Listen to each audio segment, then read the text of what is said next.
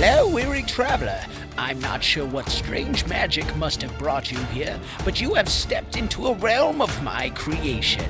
A sprawling city filled with danger and glory, and most importantly, lots of gold. I call it Isla Numus. Who am I, you might ask? The name is Jajim, and I'm the patron deity of gambling. Long story short, this group of idiots, or as you may call them, heroes, made a bet with me that they had what it took to make a vast trove of gold, but left some of the key details blank, so I filled them in myself. I sent them to this pocket dimension, into the city I had created with brand new bodies they'd have to attune to. Can these fools pass my test, or will they be trapped here forever? So, experience my world of trials and tribulations, and join alongside this posse of pitiful people, or as I like to call them, the criminals of Isla Numus. Welcome back, everybody, to another episode of the Criminals of Isla Numus podcast, or rather, the Session Zero Heroes podcast presents Criminals of Isla Numus, our D&D 5e actual play. Thank you all for joining. We'll jump right into introducing everybody and their characters so that we can jump right back into the action that we left you guys with as a cliffhanger last episode. So, joining me today, to my right, we have Dave, who's playing Maki. Oh. Next to Dave, we've got Fatty Lumpkins, who is playing Theo, Keto, who his alternate identity sometimes is Ichthyo Glycerskin. Yes. Next to Fatty Lumpkins, we have Jackson, who is playing Dez. Yeah, Dez. He's a guy. He's a guy. Real piece of work. He's now a bird, and he hates it. You know what? He hates it. He wants money. Fun fact about Dez being, and he was a Triton before he became a Kenku, and so he hates sky creatures. Oh. He, being a fish guy, hates the sky creatures. Right. He's like, you think you're so cool because you could float in air. Dude, I can float in water. Get on my level. Things that are feathered tend to sink, usually. So what are his top thoughts on 3/5 of our party? True. Just constantly seething on the inside. Well, he looks at himself and he's like, well, I can't be racist to me. Those guys look like me, so it just kind of like cancels out for the moment. If only we could see all humans in that way and say, they look like me, whether they're a different color or not. Yes. And that's diversity. Next to Jackson, we've got Cameron, who's playing Rorick. Hi, I'm Cameron.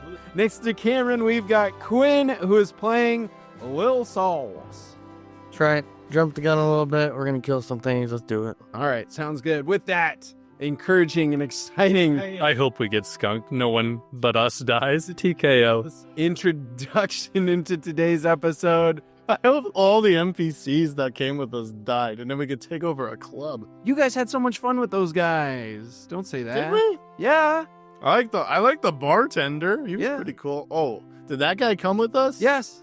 So with that being said, we're going to jump in today's episode.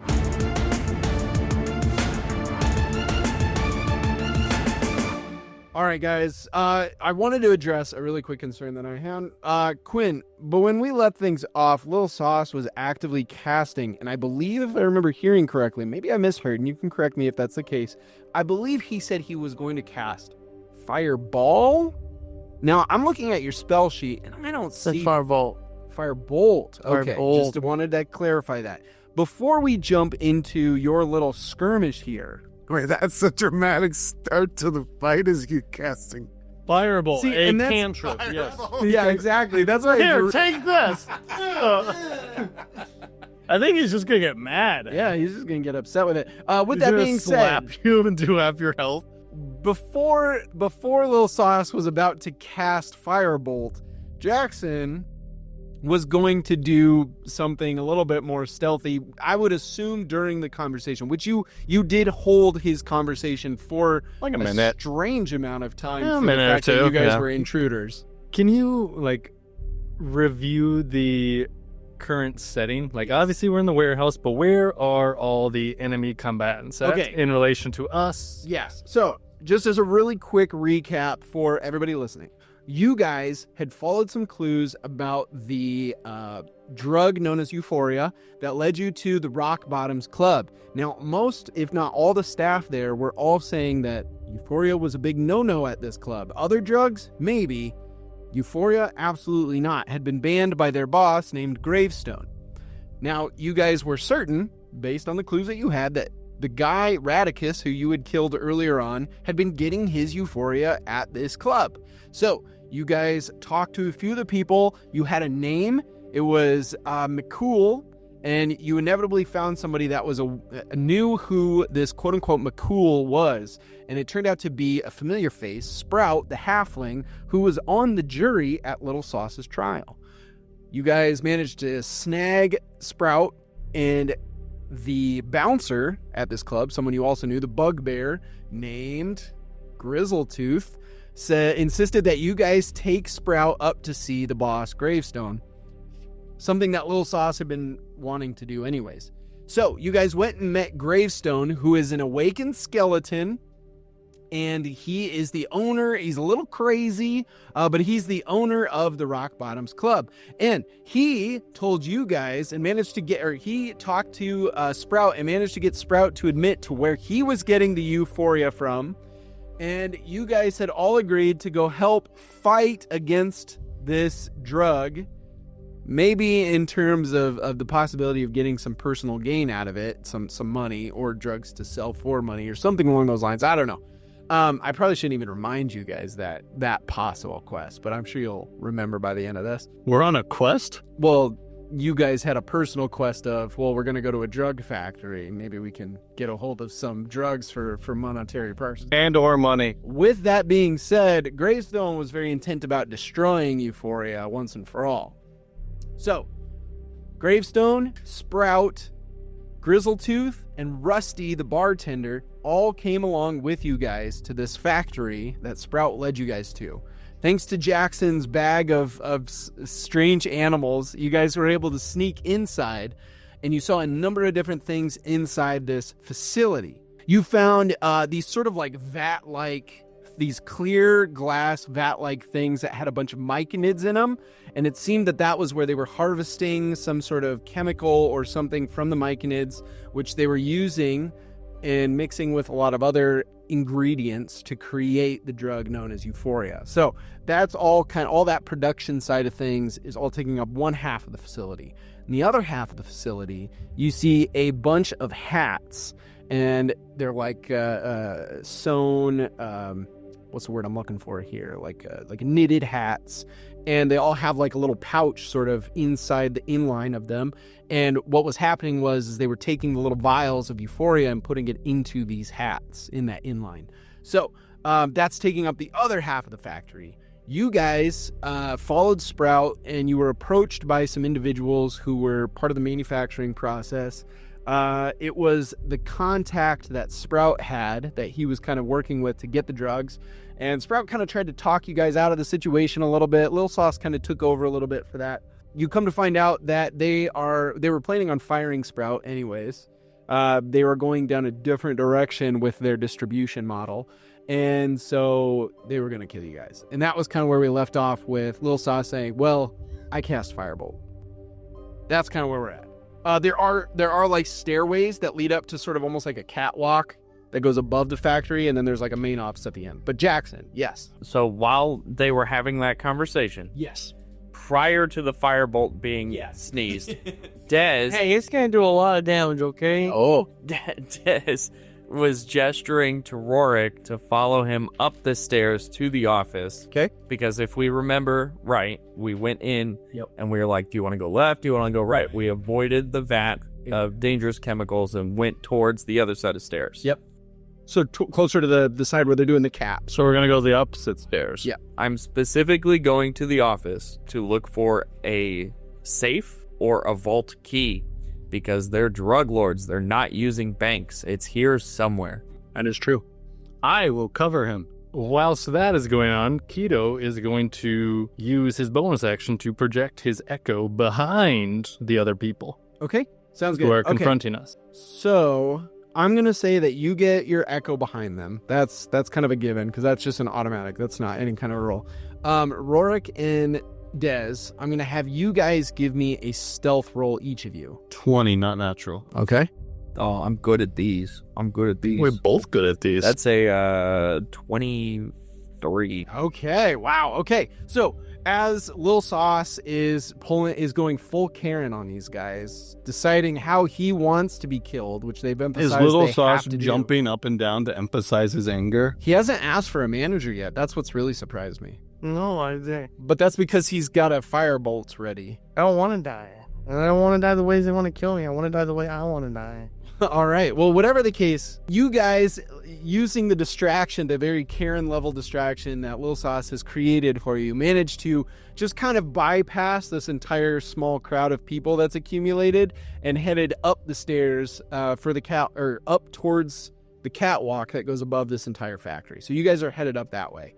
With that being said, I'm going to jump over to the rest of the group, which now has an echo of themselves, and they're about to cast Firebolt. So I will have all of you roll initiative. Little Sauce, I'm going to have you have kind of like a surprise round. Yes, just like this one action that you're going to get before everybody else. Well, there's no way they expected this. No. 20. Wow. 5. Final answer. Dave. I got a 16. 16. Nice. Okay. Cameron and Jackson. I got a 14. Oh, you both got. Wow. Okay. It's like we're together or something. Yeah. Well, that's actually perfect. Yeah, absolutely. All right. So, kicking things off, ironically, you rolled a 20, which is the highest out of everybody in this. So, I don't know. I guess, like, you'll have, let's say you have 2 actions, I guess. All right. So, you're firing your firebolt at this one guy. He does have a couple of guys behind him as well, because he had asked, like, who all has something to kill him with. I think there's 3 total, because there were 2 guys with maces and 1 guy with a javelin that was offering to kill you with those 2 options. So, you're firing your firebolt at the main guy. Okay. Roll the attack. I'm going to use a luck point. Okay. You rolled a 1. I did. Oh. Well, that ain't much better. That's a 3. Okay. You fire a firebolt, and it completely misses this whole group. Like, you try to, like, whip it out from underneath your... Okay, pause. No, I'm accepting that phrasing. You try to whip it out from behind your back, and it just kind of flings it off into the distance, and you watch as it slams into one of those vats that has the myconids in it. Just one myconid, just to clarify. And it hits this vat and actually shatters the glass a little bit. You see the myconid that's being stored inside sort of start to move, and some of the people around it are starting to kind of panic a little bit. And you see like a little bit of sort of a gaseous substance that starts to kind of leak out of this a little bit. Oh, sorry. Didn't mean to do that. I get... Whoa. Sorry. I get nervous when I'm totally wasn't even. You just threw a firebolt in here, man. I got scared. You're literally talking about killing me, and I got scared. I got a little nervous. Yeah, it kind of feels like you're fighting back, and we don't like that. No, I'm not fighting. I'm not fighting nobody.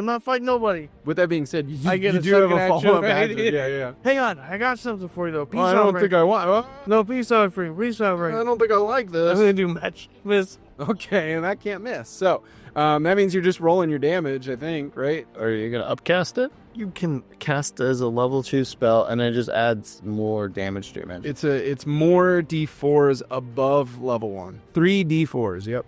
Ooh, 4, Nice. 8, Nice. 10. And don't you add +1 to each one? Oh, and then it's +1 to each one. All right. So you fire 3 bolts, magical, that all slam into this guy, knocking him backwards into his friend. They catch him. This guy falls backwards. He gets caught by his entourage from hitting the ground. They kind of push him back up, and he says, "All right, that's no, that's not gonna fly." And they all start to kind of come for you guys. What did I do wrong? I'm scared. With that being said, Dave, you have a chance to act before they do. You have priority over their initiative. Maki's shadow senses tingle. And almost involuntarily, a sphere of darkness appears around. See. I'm going to use 2 sorcery points to cast darkness so I can see through it then. Oh, okay. Very nice. I'm going to cast it on the button of my cloak. Okay. The clasp And of since my... it's an object that'll follow you. Yes. Awesome. Okay. So we're surrounded. Is that guy close? Yeah, he's probably like 10 feet away from you guys. And who else is around us? So there's a total of like 4 of them that have kind of like, they're not fully blocking your way from getting onto the stairs. They're kind of off to the side because they just came from like producing the hats and putting the drugs in the hats and everything. With that being said, I mean, there's a lot of workers here, and the workers over on the side where the vats are and stuff, they're obviously distracted at the moment by the situation with the Maki that might be getting out. But the people that are over in the hats section, I think, are starting to notice the confusion that's going on over here, and they might start making their way towards you guys. There's probably a couple dozen. Where have my companions gone? Well, they're all behind you except for Jackson and Cameron or Rorick and Dez have run up the stairs. Okay. I would like to go behind Keto. Okay. Keto, it's me, Maki. Because you can't see right now. This is just darkness, yeah, all around you. Oh, because it's magical darkness. Hey, their boss guy, he's going that way, and I point him in the direction that their boss is going. Okay. Who's boss? The guy who confronted us. Oh, okay. Because how big of a darkness sphere is this? It's 20-foot radius, right? 15 foot? 15 foot. All right, so you're just pointing him in the direction of where they're at, their grouping. Okay. And you had your echo already right behind them. Okay, awesome. So the guards are all stuck inside this darkness. I think they're just going to kind of like start awkwardly moving at half their speed, and they've got their stuff, and they're just kind of like lashing out. One guy you just hear go, and you hear a thud on the floor. With that being said, the other guys are all just kind of swinging wildly. The darkness has definitely distracted them. Jumping over to Jackson and Cameron. So you guys are just up on the cat. I mean, you guys are going up the stairs towards the catwalk. Going towards that office. Towards that office. Okay. Sounds good. I'm going to have you guys at the doors of the office by the end of this. So okay. This round, you're at the door. And if we look back at where the other people were, we just see a giant circle of darkness. Yeah, you just see like this big ball of darkness practically. Someone turned out boy. And occasionally you'll see like either a mace or a javelin like poke or swing out of it. So it's like a Looney Tunes. Yeah, kind of, yeah. Like when everybody gets piled together and It's there's like just a cloud. Yeah. Yep, exactly. With that being said, I will say that the other thing that you guys notice is the entire half of the facility where people are doing the stuff with the hats. No matter what it is that they were doing, they've dropped their hats and they're kind of starting to make their way towards the ball of darkness. There's a good like 24 people that are involved here. All right. I mean, it's the entire half of the workforce that does this side of it. And they're coming towards the ball? Towards the ball of darkness, yeah. The other half is just working. The other half is freaking out because one of the myconids is getting loose. And there's gas spores and stuff that's leaking out of the vat that they were working with. So they're either trying to like put it back or fight it back or patch up the hole or whatever the case. Jumping over to Fatty Lumpkins. Keto. Fatty is going to take a very simple attack action Okay. from the standpoint of his echo. And I would say that because Dave has represented your eyes, you do not have disadvantage for being in the darkness. Well, then attack. Does a 12 hit? A 12 does hit, actually. Okay. Aha. So that's going to be 14 damage. 14 damage. So I can reduce the speed of the target Okay. by 10 feet because it was slashing damage. Now he's really not, because he was already cautiously moving through the darkness. Now his leg is injured. Now he's just crawling. He's crawling through the darkness, and you hear him shouting out, "Guys, where are you guys? I'm in a lot of pain right now." With that being said, you have your 3 compatriots from the Rockbottom. Actually, 4 compatriots. Sorry. What about my second attack? Oh, yeah. Oh, As a fighter. What about his second attack, man? That's a 25. 25 to hit. All right. So that'll be 9 more damage. 9 more damage. All right. So you slice down on this guy that was like limping his way. With that being said, you kill the lead guy, the guy that was arguing with Lil Sauce. You have finished him off. He is dead. He is not moving any further amidst the darkness. The last thing he saw was darkness before he permanently saw nothing but darkness. The gang that has joined you, Gravestone, Grizzletooth, Rusty, and Sprout, they are standing, I would say, just outside of the darkness. And you hear Gravestone shout into you guys. He says, "Well, honestly, if you guys want to head on up, I think we can take care of things down here. All right, see you later. We'll head on up. Yeah, don't worry about it. Thanks. So we just walk around aimlessly until we find the end. Yeah, I guess Well, that's if you kind walk in one direction, eventually you'll get out of it. True. Don't make any lefts or I mean, Maki can see in it. Maki, here's my hand. Guide me. Guide me. He's like, I would like to think that we very, in a friendly way, grab each other's hands and he No. guides me. I'm going to move away from you guys Why would he do that? so he can see. Yeah, okay. So all of a sudden, the darkness pops away from you. As opposed to you guys popping out of the darkness just moves away from you. And all of a sudden, you're standing in the middle of the lighted room. You can see this almost army of hazmat suit-looking characters coming over from the hat section. And they've all got angry looks in their masks. And they've all got maces or something else. They're just like ominously, beaten into their hands as they glare at you guys through their masks. Yeah, I mean, it's quite a few, but you look back and you see Gravestone, and he's got this big, it's just a cane, but it's glowing with purple magical energy. It's kind of more of a magenta, but I digress. Magical energy, and he's just twirling it. And it's almost intimidating, but it's also almost like comical the way that he's twirling it. And he pops his hat off and he does that, is it the T-Pain thing where he twists it and then puts it back on, and he's like, oh yeah, we've got this covered. And Grizzletooth, he's got one of those chain spiked ball and chain things, and he's swinging that. And then he swings it over his hand, he pulls it tight, and he's like, a wise man once told me, you gotta know when to hold them and know when to fold them. But you know what? I think I'll call. It's so dramatic. And Rusty's like, yeah, I'll have what he's having. And then Sprout's just like, I don't know about this idea, guys. This seems, do I get a weapon? Can someone give me a knife? I don't know. And Gravestone's like, I think it's actually best that you, take a back seat to this one, Sprout.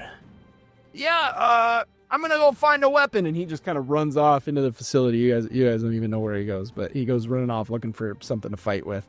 But they all kind of start to step towards this army of hazmat suit people, like the scene out of West Side Story, minus the intimidating snapping. I don't know, maybe they do. So they step forward and they get their weapons ready, and they're ready to just charge into this group of workers. What are you guys doing? I'm gonna follow the darkness. You're gonna follow the darkness. Right, isn't he? There is I was gonna say the ball of darkness is kind of somewhat between them and the army. Maki's digging through that guy's pockets. Okay. Maybe I can find a weapon. Well, no one can see you. You're just digging through. Well, I'll tell you this. You find his mace, which he had. You find 3 vials of Euphoria. Take them. You guys. And he takes all 3. He takes all 3. You find 20 gold, and obviously he's wearing a hazmat suit. So I mean, you could try to strip it. It might take a minute, but That sounds kind of gross. yeah, that's fair. It's probably pretty sweaty in there. All right, so Lil Sauce, you're following the ball of darkness. Keto, what are you doing? Keto, I guess, is going to look towards the stairs where those other guys went and meander up there. Okay, you start heading up the stairs. Okay, with that, a huge I'm going to continue the turn order here, but with that, a huge battle starts to ensue on the main floor of this place between Gravestone and the gang, Keto, Lil Sauce in the darkness, and this army of Euphoria producers. Okay, so with that being said, I'll just continue following the turn order. So, Lil Sauce, you're at the top. Okay. What are you doing as you're... So I'm gonna work my way upstairs then, right? Oh, but I gotta go through the darkness, right? No, you don't have to go through the dark. Dave was moving away. Okay, so that's what they wanted. That's what Gravestone was saying, right? Yeah, he was like, you guys go ahead, yeah. Yeah, so I'm gonna start working my way up the stairs. Okay, and seeing what we can find maybe up in these offices. So you and Keto both are going up the stairs. Yeah. Okay, understood. All right, we'll jump. You guys start making your way down. You're about halfway there. The other 2, you can see them. already at the door of this office, right?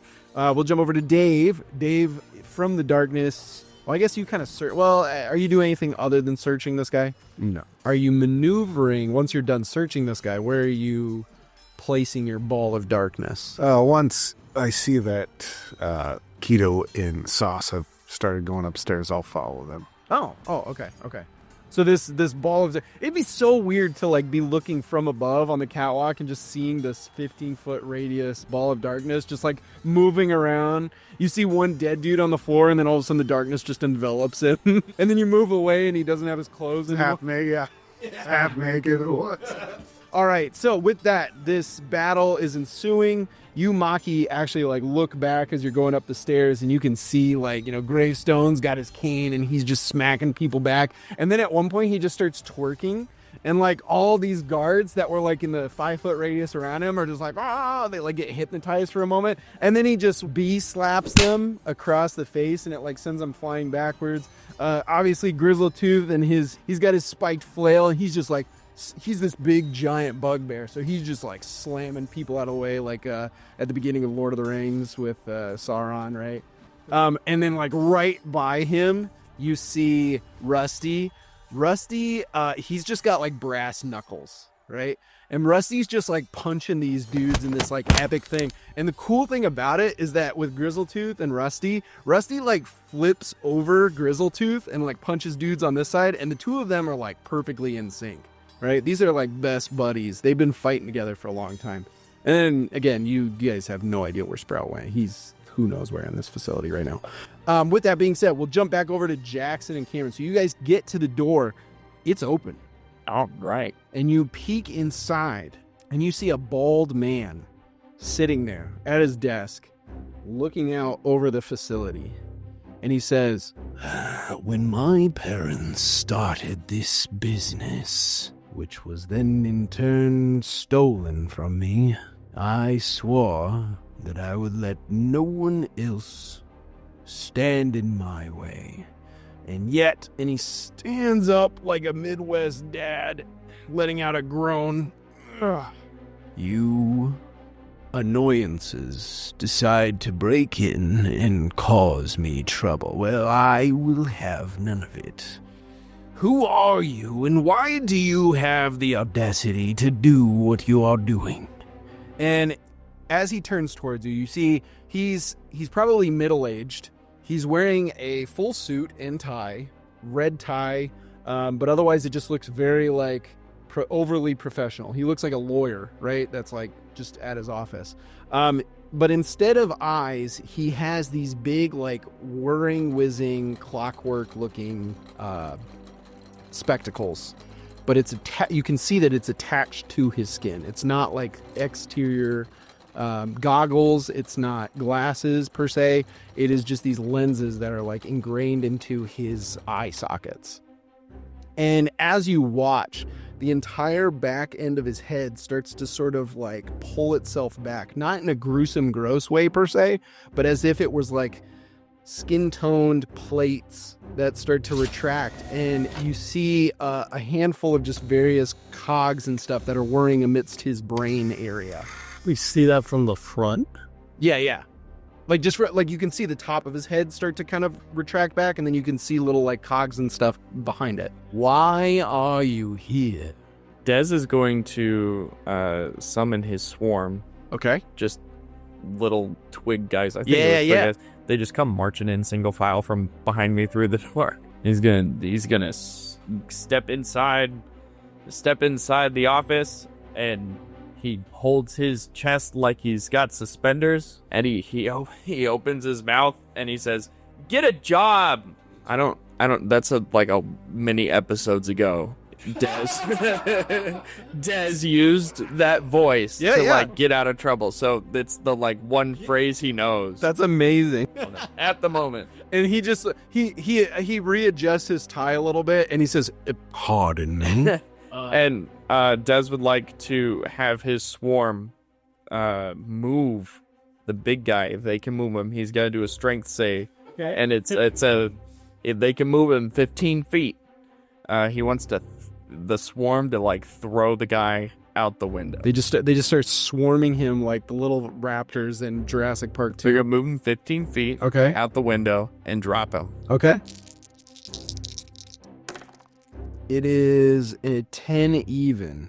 A 10 doesn't beat it. Okay. So they just sort of like this swarm like rolls forward as an army of these little twig things and just slam into him, knocking him backwards. You might have found his one weakness with the fact that it's his cute little his- twig guys.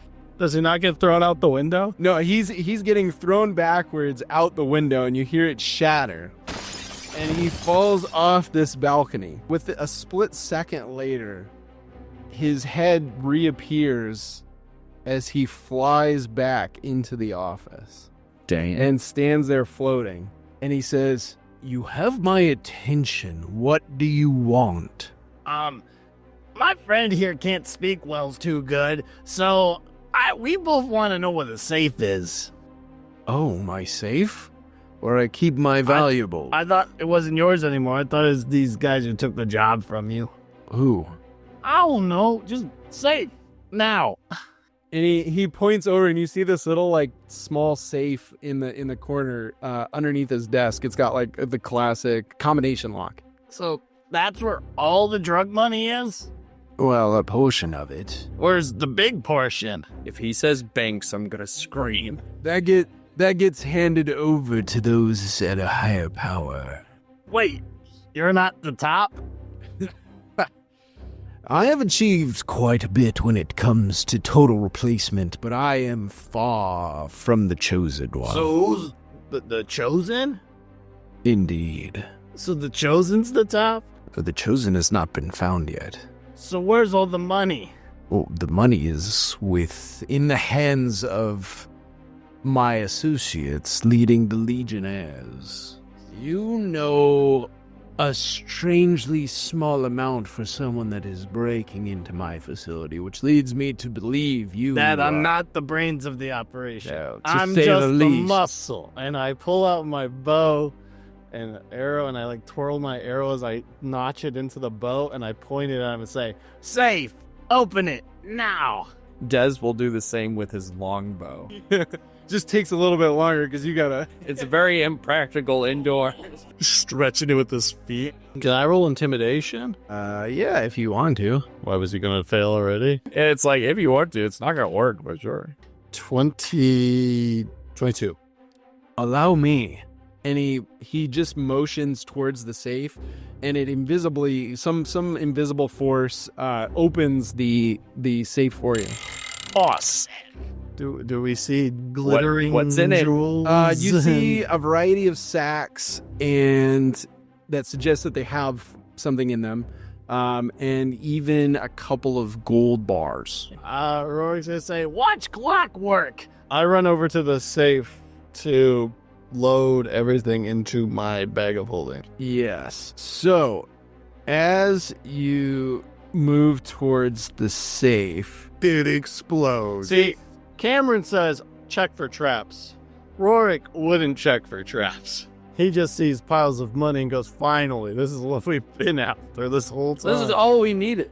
as you rush towards this safe, you suddenly hit an invisible wall, and it actually knocks you back a little bit. And he says, and as you kind of like fall backwards, he says, "What's wrong? It's open. Help yourself." What's this wall? And Rorick like sticks his foot out to feel for the wall. Yeah, and it just kind of like hits this, and it's almost like when you have two magnets of the same pole, and you try to push them together, and you know how you can get a little bit of give, but otherwise it just hits this invisible force that you just cannot like push it past. That's exactly what it feels like. Whether Rorick recognizes what a magnet, how that would work or not, you, Cameron, that's how I would describe it to you. So it's like a force field. It's kind of like a wall of force is the best way to describe it. Okay. I point my bow and arrow at him again, and I say, turn off the wall then. I want the monies. You know what? I'm feeling especially invincible today. Why don't you take a shot? Dez makes a motion and points at the guy and he's got his other arm in like a ring shape, and he points at the guy and shoves his fist into the ring shape. You look like you're giving someone a noogie. I don't know how else to say it. I want to describe it. You had. I'm still holding the bag of holding. Okay, Rorick's just going to go. He's going to see that was the first thing I thought of, though. He didn't have to explain it. He sees Dez do that, and he scratches his head and goes, okay. And he runs over to the dude and attempts to jump up and put his head in the bag of holding. Oh, okay.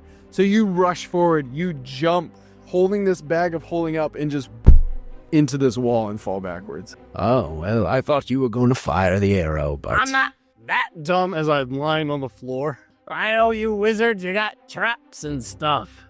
Well, if you don't mind, I need to make a call. And he picks up what Cameron would recognize as like a wall phone, except it's like one of those old ones. Old ones. Sorry, right? Jackson, you wouldn't know. Yeah.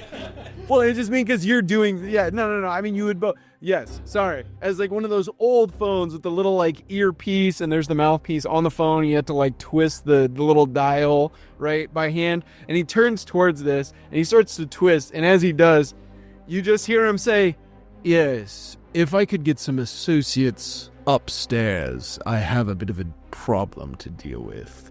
And he hangs it up, and he turns towards you, and he takes a seat, and he starts working on some paperwork. Dez would like to mentally send for one of his twigs to like attempt to subtly crawl up his leg. Aren't they all next to him still? They slammed into him, they pushed him back, he floated back in. So, I mean, Wouldn't they still be in the same area? He floated back to where he was. Roughly, but I mean, this wall of force is, what did it say? 1/4 of an inch thick.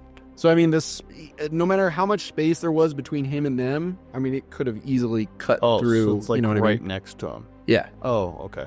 Well, it started next to him and pushed out. Yeah. Oh, okay. Yeah, Hey, maybe give us a second. Oh, okay. Yeah, we'll cut back over. So our brains can think. So, with that being said, the rest of you guys arrive at the door. And I mean, basically, you see this scene, right? You see this balding man, or bald, 100% bald. He's just standing there.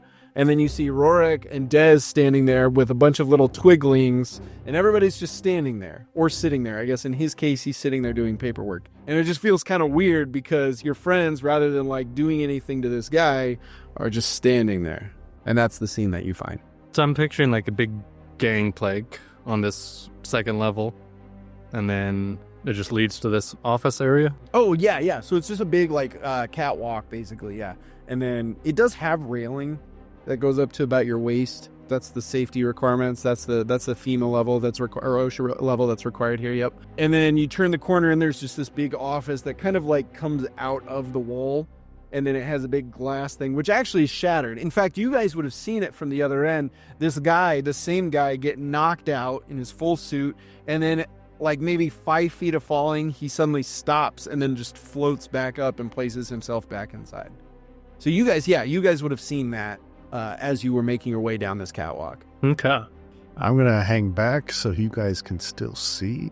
Ah, yes. You guys have just been being chased by this ball of darkness.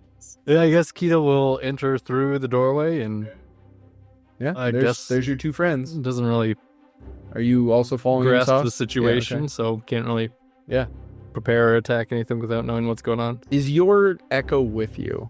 Like, did it follow you? I think it would have disappeared if I walked more than 15 feet away. Okay, but can you make it follow you? Yeah, I can. So yeah, we'll have it follow me. Okay. So 2 ketos and a sauce walk into the room. Is this a joke? Is this like this feels like the setup for something. And then while a ball of darkness is chasing them. the ever omnipresent The ball of darkness. It follows in your peripheral. Well, hey, easy episode title. Well, it's a symbolism of inevitable death. But yeah, now that you mention it, once Keto enters the room, the echo disappears from him and then just reappears behind the dude. Actually, I think that's supposed to take 2 turns. It's 1 bonus action to dismiss it. So So we're not in combat. Well, yeah, technically you're not. I mean, I'm going to keep the same initiative order, but yeah, Yeah. you guys are not in combat at the moment. sounds good. Hey, gang. Oh, look. He called for backup, but they showed up. Ha ha ha ha! Loser! Loser! Come on, play with me! Loser! Loser! Loser! He pauses his paperwork for a moment and he looks over and he says, "Oh, more of you. Does anybody else any of you new individuals like to explain to me who you are and why you're here? Or is it simply for what's in the contents of my safe?" Wow! It was the safe originally, but now this guy's really pissing me off. I just want to see him dead. Dez writes on his little chalkboard, better than being pissed on. Oh, yeah. That's happened to me before. Never again. Anyways, there's a force field as Rorick sticks his hand into it. So if anyone's got a way to just get on the other side, I'm all for ideas. You see as he stands up on the now open ledge, thanks to the glass shattering. He stands up on top of this opening that is where the glass was, and he outstretches his hand, and similarly to Lil Sauce's attack that you saw just moments ago, he fires some bolts of magical energy, go flying down into the battle that's ensuing below and slam into Grizzletooth, Rusty, and Gravestone. And you see Gravestone gets hit, but it doesn't really bother him that much. But you see Rusty and Grizzletooth both kind of get knocked back, and they were kind of in the middle of their like focused fight, and it is completely thrown off their proverbial groove, if you want to put it that way. And you see a couple of the guys get a couple of swings in on top of that because they've gotten thrown off their rhythm, and they're getting slammed. Rorick's gonna hit his chest and go, "Why aren't you fighting us, chump?" Oh, well, you don't seem to be much of a problem right now. Oh, well, I think you're a chicken. Oh, chump. You can't fight. You're a chump. You're scared to fight us. Come on. Take down the wall. Charm person. Interesting. Okay. He rolls against that, right? Mm-hmm. Is it a wisdom save? Yeah.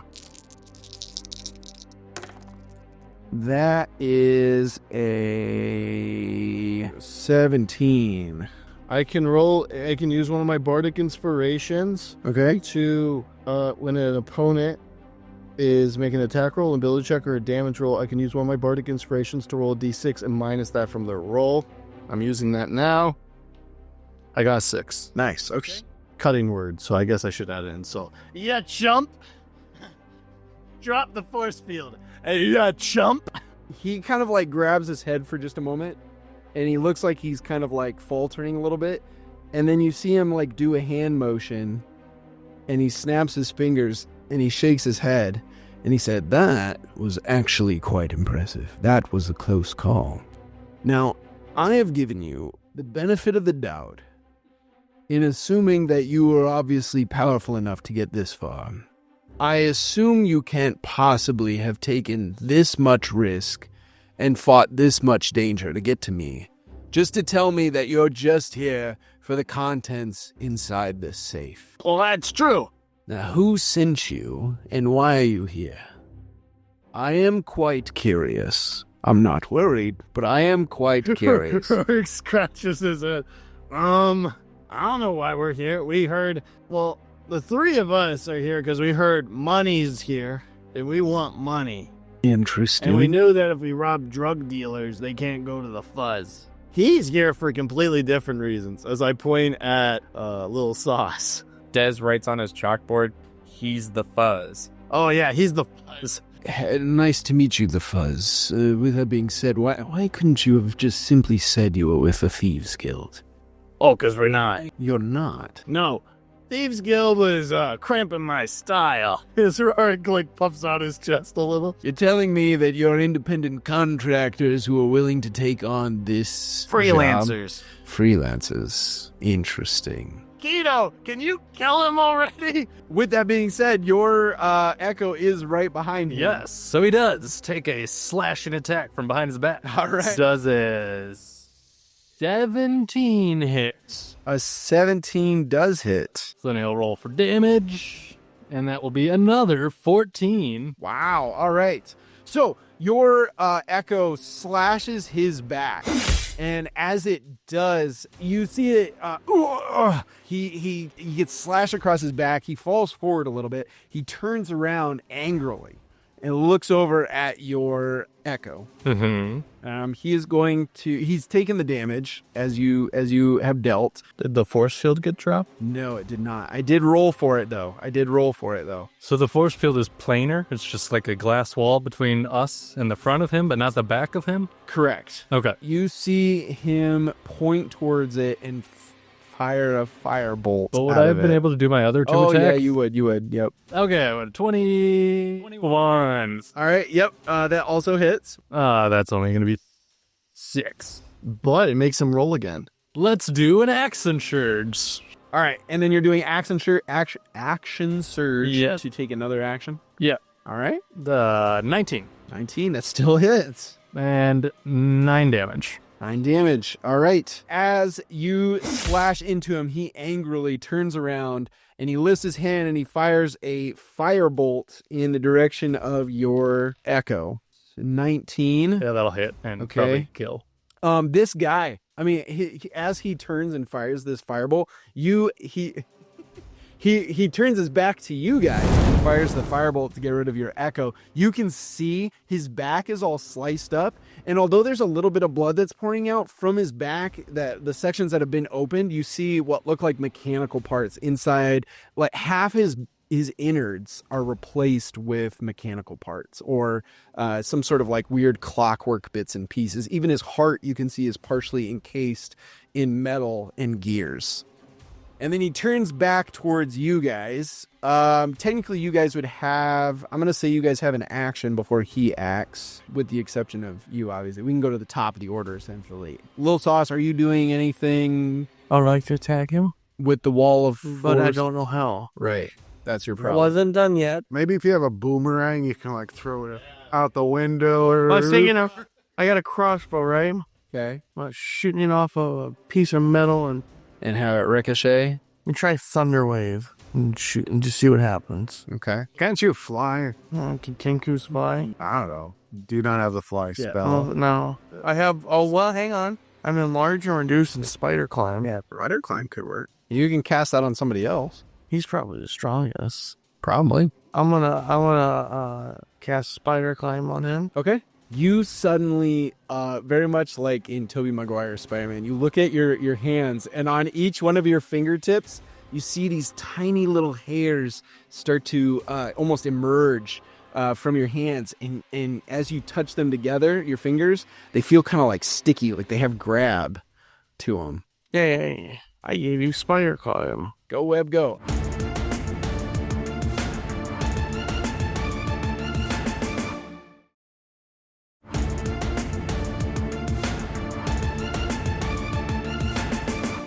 All right, jumping over to Dave. Maki, the ball of darkness. I'm assuming outside the room.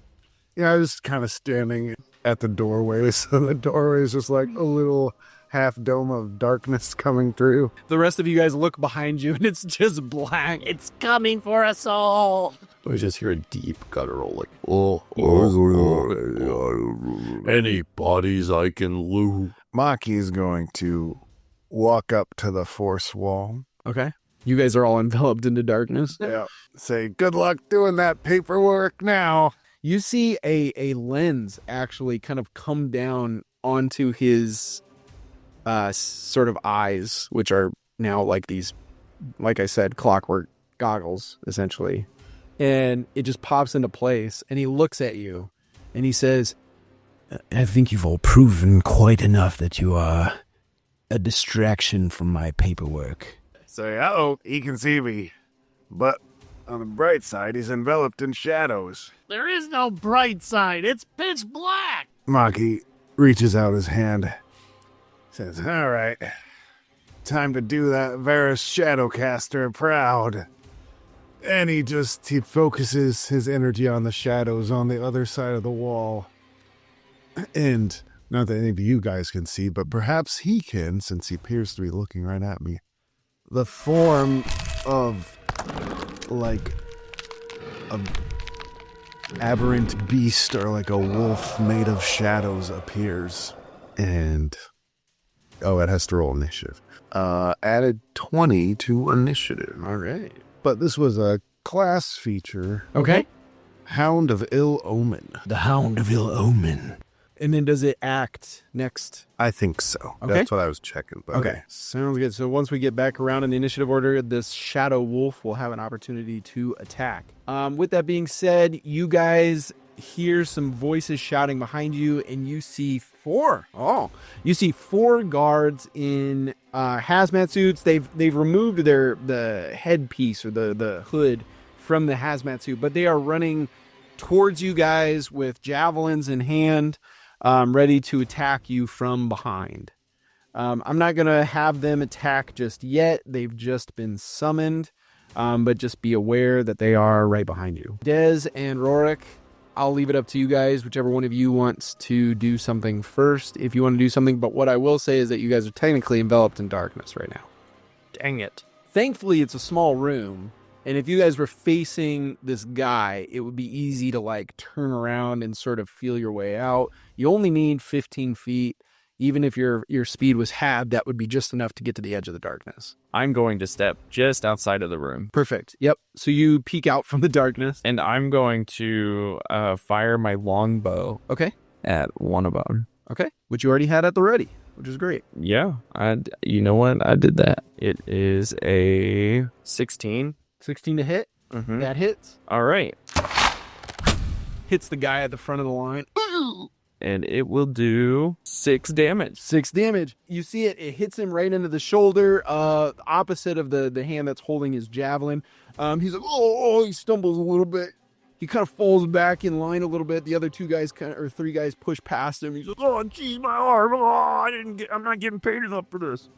And so, yeah, he is now injured. Rorick, what are you doing? I imagined Rorick was like the furthest from the door to get in.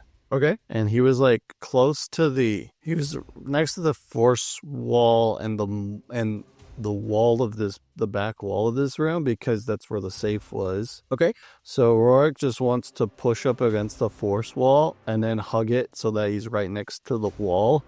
And all he's doing is waiting to feel the force wall come away so he can immediately run to where he remembers where the safe is and just start grabbing everything into the dark. All right, sounds good. So are you readying an action? I guess the action is run to the safe to load money into my bag of holding the instant the force wall goes down. Okay. Sounds good. But if the darkness goes away come that, then I'll change my action. But as of right now, while it's dark, that's what he's planning on doing. Yep. Okay. That works for me. It's interesting that you do that, because as we move over to the individual's turn, this bald man who nobody bothered to ask who his name was. Not important. Although I guess technically he did say that this was his family's business. So you can assume that his last name is Steelborn, given that that's what you saw on the outside of this facility. Whatever the case, you don't see anything, but those who can see currently in the darkness, which I believe is just Maki, you watch as he motions his hand to sort of like swipe something out of the way.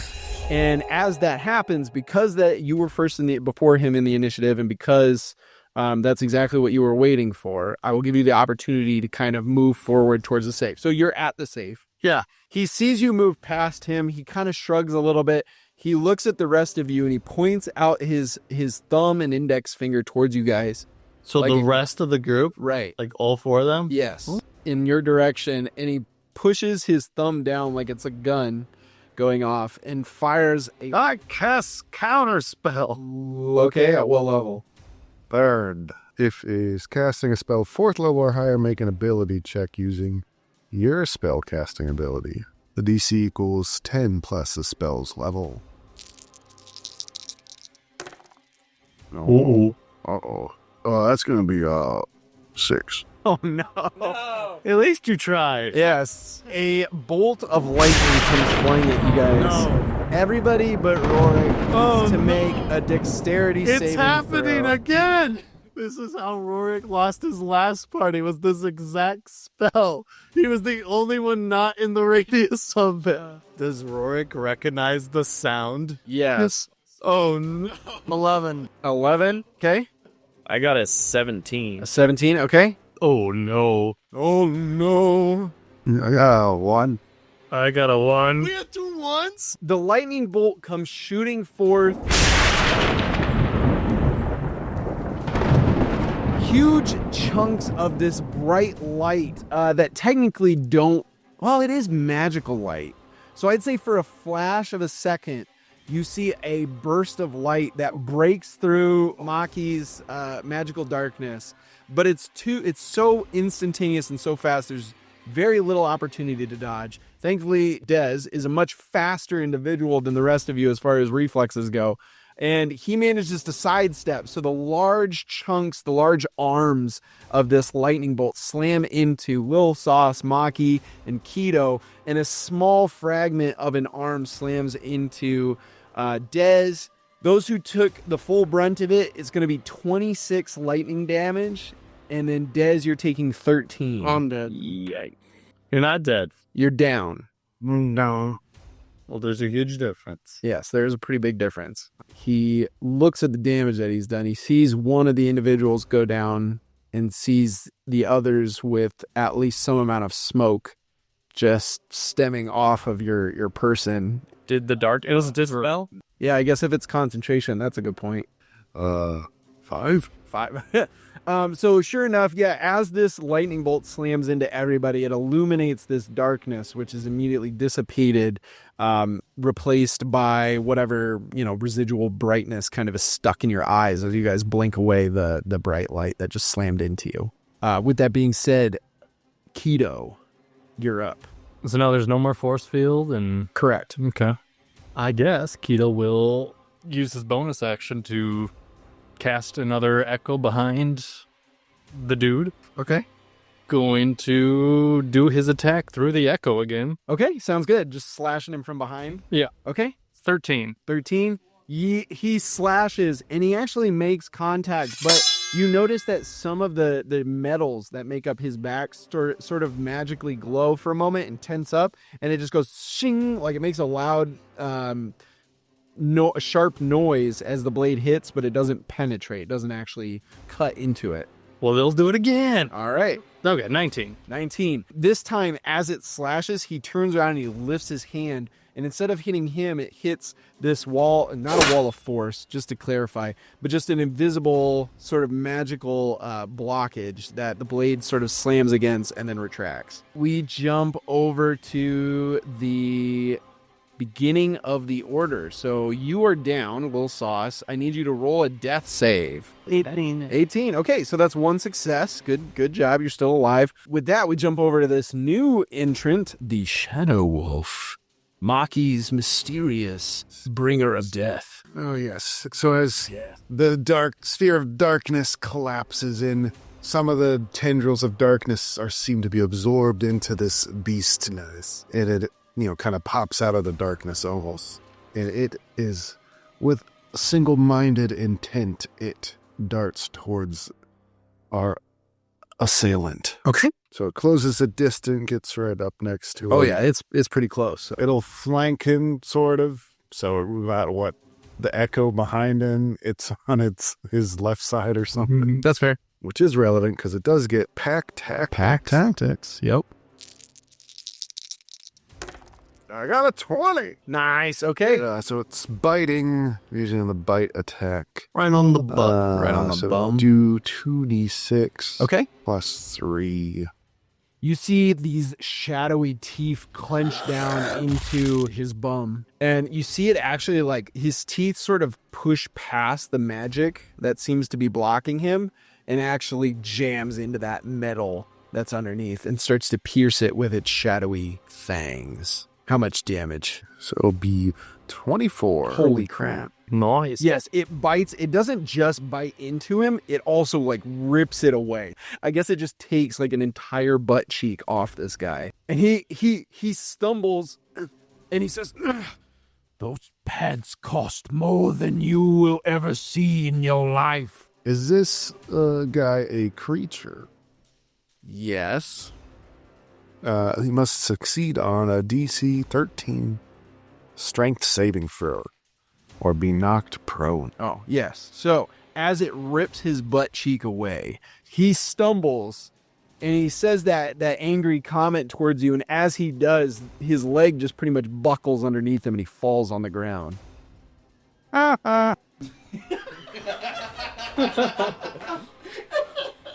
So the guards at this point have reached you guys. Who would be at the back of the line? I'm going to... He's by the door. Just outside the door. That's right. Okay. So these 4 guys are all attacking. I'm just going to do it real quick. They're just jabbing at you with their javelins. Does a 16 hit? Yeah. Okay, so I got 2 hits here out of 16 and a 17. Is 11 damage as they manage to stab at you a couple of times. The other 2 guys are too far back. One of them's the one that you shot, and so he's like, oh, I don't want it. Oh, it hurts when I move it. And then the other guy's just like, guys, I can't get him. Get out of the way. I can't stab him. And they're like, dude, we're stabbing him. Just chill out. You can have your turn to stab in a second. We'll all stab him when he's down. And then we'll just jam him into full holes.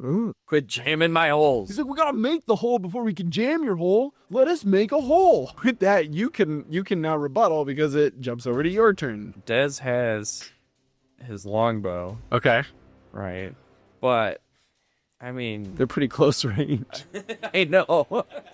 I'd have to... They're like, hold on, I gotta run back a little ways and then shoot at you from over there. He's just gonna grab his hand axe. Nice. And he's just gonna swipe. He's just gonna start swinging. Okay. He's gonna swing to the guy to his left. Okay. Got it. Okay. It hit. I don't know if it hits, but it goes for 16. Oh, yeah, that hits. All right. Nice. You sort of like bonk the javelin out of the way, and then you come back, turning the hand axe to the sharp end, and you slash at this guy. 8 damage. 8 damage. Nice. You slash him, and he goes, oh gosh, oh my God, he got me. Oh, and he like grabs another dude, and he's like, you go. You're so intent on stabbing him, and they're like awkwardly kind of like pushing each other around on this narrow catwalk, kind of a little haphazardly actually. But you definitely got this guy for a pretty hefty 1/4 of his health. There we go. You know, this probably is off the record. Would I know whether or not the big bad evil guy is a construct? Here's what I'd say. They are a favorite enemy. That's why I ask. No, that's a good question. I think he's enough construct that you register him as sort of a humanoid construct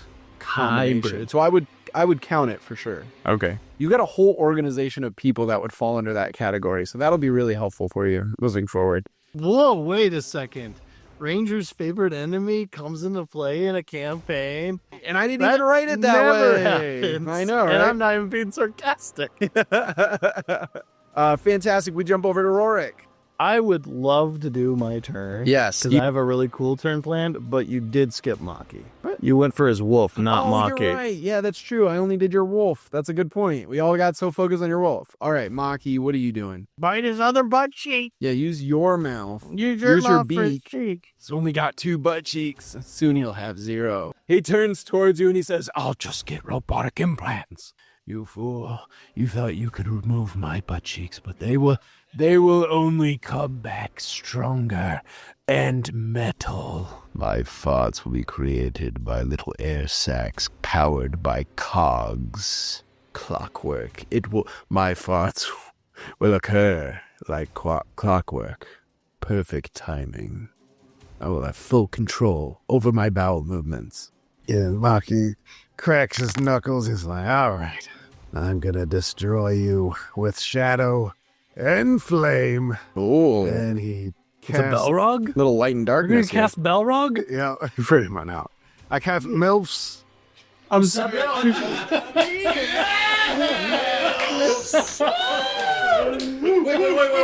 MILFs what? MILFs.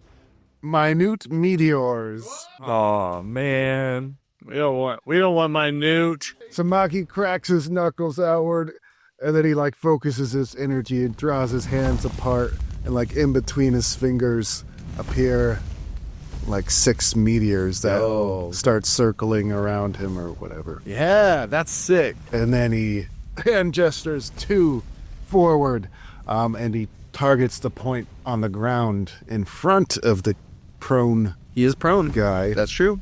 but not so much as to catch his allies in the blast radius.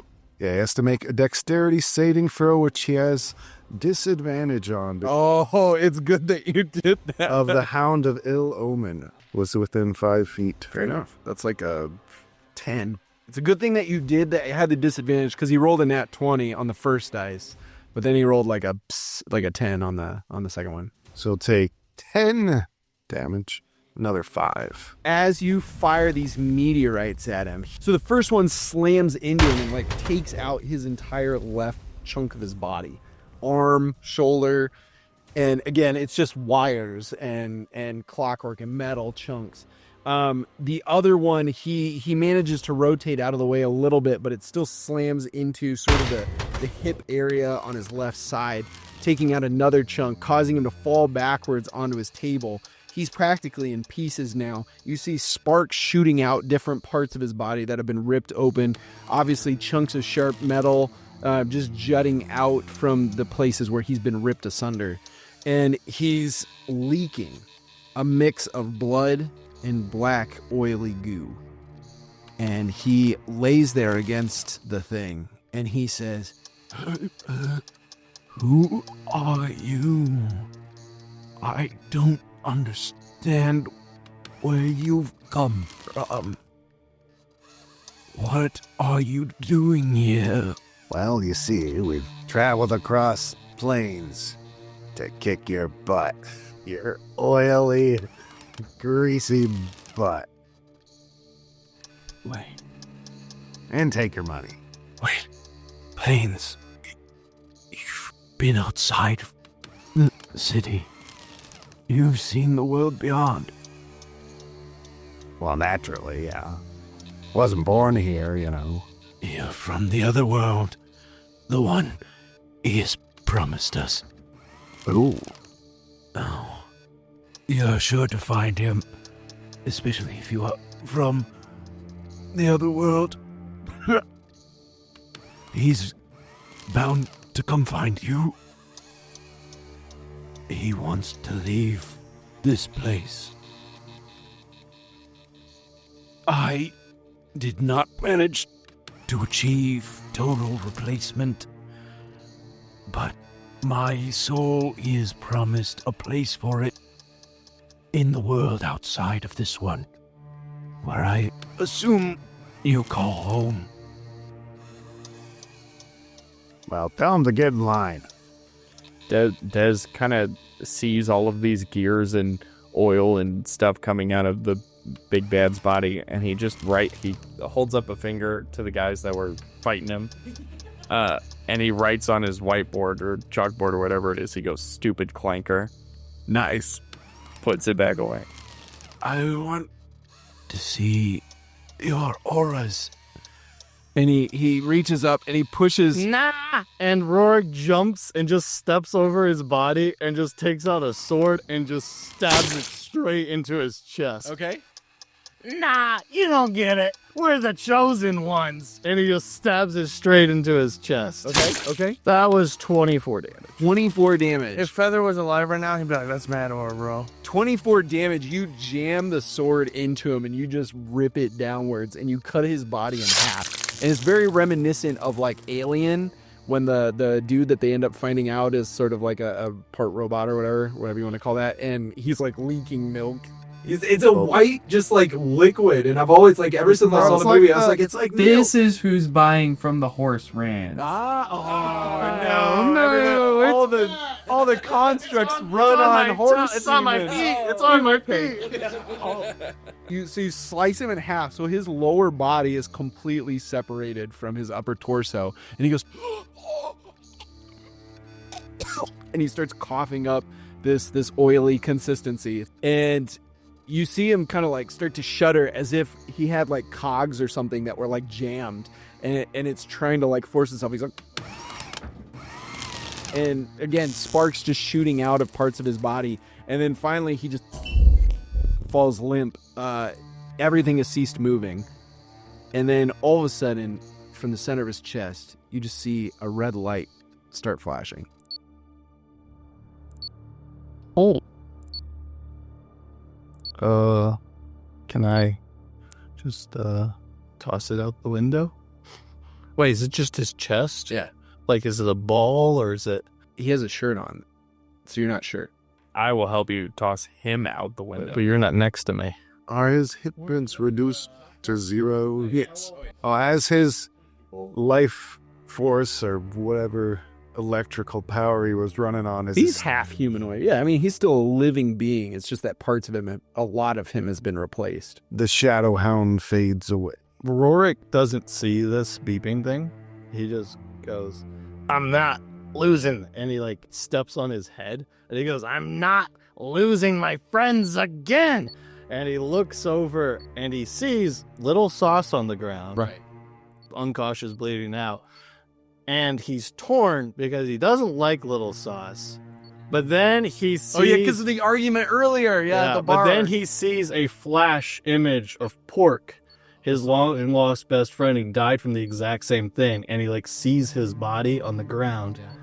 And he goes, I'm not losing friends again. And he casts Cure Wounds on him. It's not a lot. But you get 5 back. You get 5. So you're just amidst like a dream of darkness, and amidst this sort of void, you see a figure approach you, and he says, Sauce! It's me! Charge him! Hey, yo, what's going on? Hey, well, I think you're dead. No, I'm still breathing. Oh, and you look down and you see sort of like amidst the void, you see this opening, and it's sort of like looking through a TV or a window or something like that. And you can see the scene below you as your body is laying there lifelessly almost, except you can see just the subtle movement of his chest as he's breathing. And he says, Well, I guess we'll just wait and see how things turn out. Do you want to have a seat next to me? Yeah, at this point, what other option do I got? Yeah, absolutely. So, question for you. Yeah, sure. How you been liking my world? Isla Numus and all that. Well, you know, it's home. It's home. It's not bad.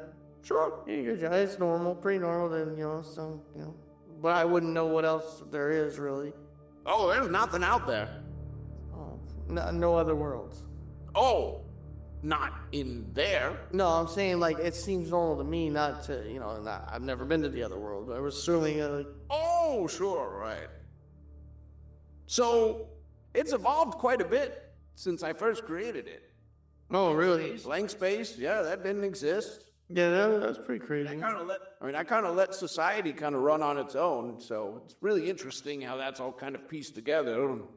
It's impressive that you've become a part of it, and now you're here. Yeah, now I'm here, I'm dead, potentially, maybe. Well, that's what I was gonna kind of tell you, is that, if you die, I mean, not to say, like, that voids the contract, but I can't really do much for you. Oh, what do you mean? Well, if you die, you're gonna pass on. It's out of my hands. Souls, I mean, I can get access to them, sure, but, not in the instance. You'll move on to wherever you end up going in the next life, or... And just, like, bring it back, or move me on to the next realm. Well, that's what I'm saying, is you'll move on to the next round, you'll be reborn, potentially... here, and this... no, it'll be elsewhere. I don't have control over that. So... Oh, that sucks. Yeah, so hopefully... Oh, wait, look at this. Hey, your friend Rorick. Oh, he hates him. Yeah, but look at.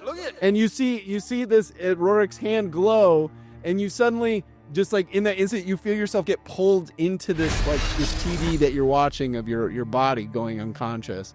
And then all of a sudden, you just feel the most pain you've ever felt in your life as you suddenly awaken into where your body Oh, is. it smells like toast. My own is stroke. Oh, why did you bring me back? Oh, God, the pain.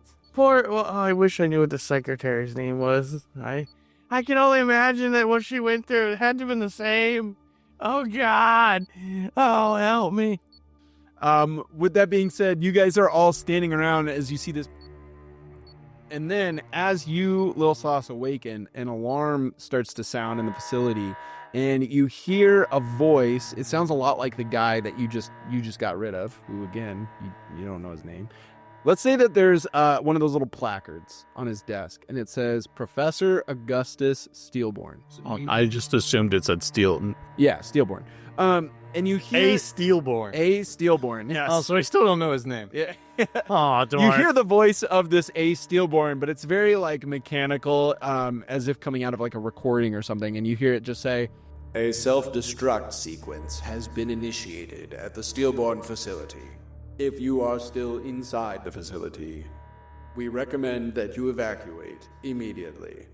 You have 1 minute and 30 seconds. and you see the scene down below. You see just a bunch of dead bodies, most of which are the staff of this Steelborn Industries Euphoria manufacturing plant. You see a dead Myconid, which is interesting, over by the shattered glass tube where it was being held. And you see your friends from the Rockbottoms, and you see Sprout with a mace that he must have picked up off of one of the dead bodies, and he's swinging it back and forth kind of haphazardly. He doesn't look like he knows at all what he's doing, at a couple of the still onslaughting staff members of this facility.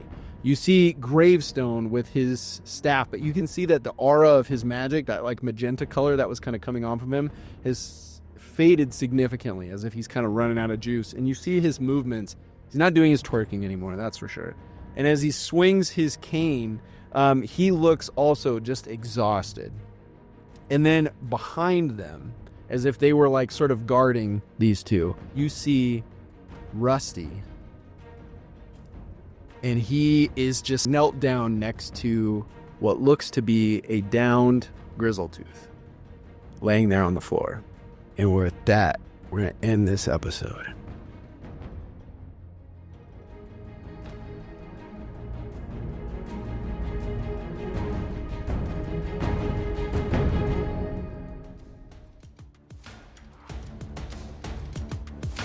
Thank you so much for listening to Criminals of Isla Numus, a Dungeons & Dragons 5th edition actual play podcast set in a homebrew world created by me, Skylar Gorset. If you've been enjoying our show so far, be sure to like, follow, and subscribe wherever it is that you're streaming from, whether that be Spotify, Apple Podcasts, YouTube, or anywhere else that podcasts can be streamed. Or just check us out on our website, sessionzeroheroes.com. Additionally, if you enjoy Coin, you might enjoy some of Session Zero Heroes' other shows, such as our Benders and Brews and Avatar Legends Actual Play, where we jump into the world of Avatar The Last Airbender and Legend of Korra using the Avatar Legends system created by Magpie Games. Or one of our various one-shots, which we are currently coming out with, where we use a variety of games and TTRPG systems to tell a variety of fun, exciting, emotional, and hilarious stories within our group. We have all sorts of other content that we highly recommend checking out within the SZH channel, and more to come in the future. To find out more about what we do at Session Zero Heroes, and to keep up with a lot of the other content we produce and be made aware of future projects, shows, and content, be sure to follow us on social media on Facebook, X, Instagram, and Discord. These are all great ways to get in contact with our team, as well as to keep up to date with everything that we're creating and working on. We'd love to see you there. In the meantime, thank you so much for listening, and don't forget to stay curious, stay heroic, until we roll again.